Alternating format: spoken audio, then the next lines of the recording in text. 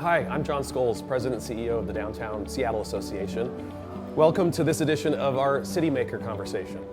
I'm here today at the Market Front expansion, the new area of the Pike Place Market that opened in June of 2017, expanding the market's areas for vending, restaurants, cafes, and retailers, and also public space. And I'm here today with Mary Bacarella, the Executive Director of the Pike Place Market.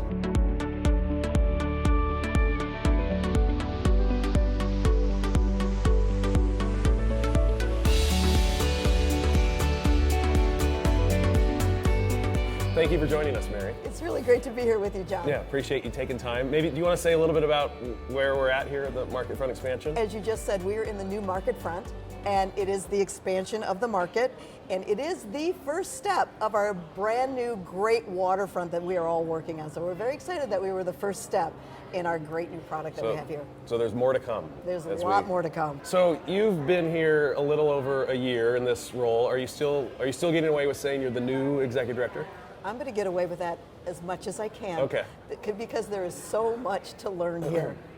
So let's talk about, though, why you came here. And you've been involved in a bunch of Seattle's big icons, the Space Needle, and role in leading the concept for Julie Garden and Glass, and leading the Seattle International Film Festival as their managing director.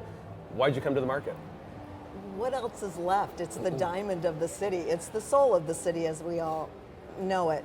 No, what was really great is I was just doing some marketing work, and a headhunter called. But my roots have started here. I'm not originally from Seattle, but the very first place I went to when I stepped off the plane was Place Market in the Pike Place Market over 30 years ago. So you had a deep connection going way back to. Deep connection. And you have a connection to the Gum Wall, as I understand it. Well, so the Gum Wall started with an improv group called Unexpected Productions, which is in the Market Theater, and I was their volunteer business manager at the time. And that audience started that gum wall. And then the PDA came up to us and said, you need to scrape the gum off the wall. So we did it twice. And then they said, you know, it's as quirky as the rest of the market, so you can keep it up there. Let it be. And there it is today. There it is today. Yeah. So many people think of the market, it's the fish and the flowers and the food, and those are all phenomenal. We sort of identify the market in those ways, both locally and then around the world. But there's much more to the story, obviously, and I wonder if you could give a bigger picture of the rest of the story of the Pike Place Market. It's like what you mentioned, John. It's so much more than that. We have a charter that says we need to incubate and help small and marginal businesses. So we have over 200 small businesses. We have 230 craftspeople, 100 farmers. We also have a senior center that serves 52,000 free meals last year, a food bank, a free clinic. We have a preschool, and we also have senior living. We also have 450 small residents around all the buildings that you see up there, and they go from market rate to low income and senior housing. So it's just so much more. In this market front expansion, I probably should have mentioned, there's a significant housing component that came with this as well, right? Well, what's really interesting about the market front is it's kind of like a mini market, because it has craftspeople here. Yeah. We have small businesses below. We with our city's help, we built 40 units of low income, and at the bottom there's 7 for artist studio, live and work studios. And then we also added, we had 500 parking spaces. Now we have 300 extra for 800. So it's very easy to come down to the market on so many ways and visit.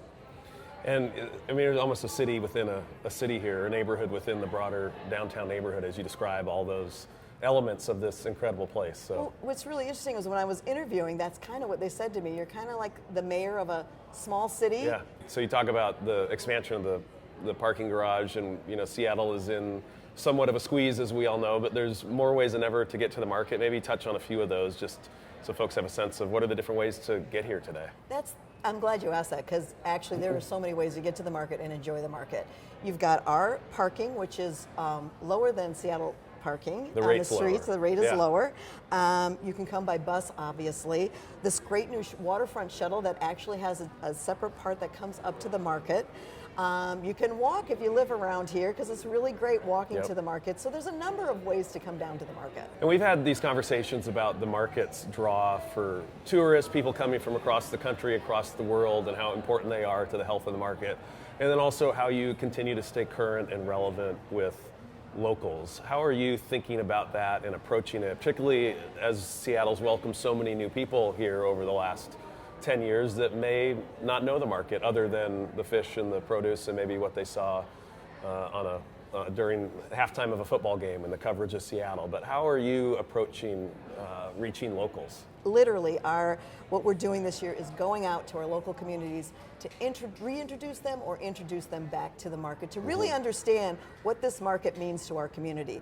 This is the soul of our city. I always tell people, you may have moved here for a job because we have great jobs here, but you got a life here, and a lot of your life is here. And so that's what we're trying to do to our downtown community and our neighboring communities.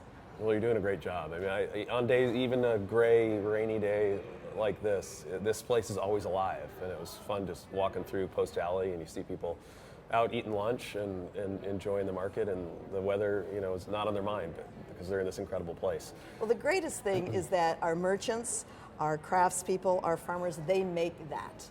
Every day it's something new with them, and you can explore through here and find something new every day. That's what I've been doing in the last year, is every day I see something new in the market. And you're here 363 days a year? No Christmas and no Thanksgiving. Okay, but all those other days you're here. We are here. Wonder if you might talk about the waterfront park project. The viaduct is coming down as we speak, and what's in store for how the market will connect down to the new park. Well, like I had mentioned before, and as you know, this was the first step in the whole new waterfront that Seattle is getting, which is really, really amazing. And so we actually have a connection that we built, waiting for the next connection to the Overlook Walk and the waterfront.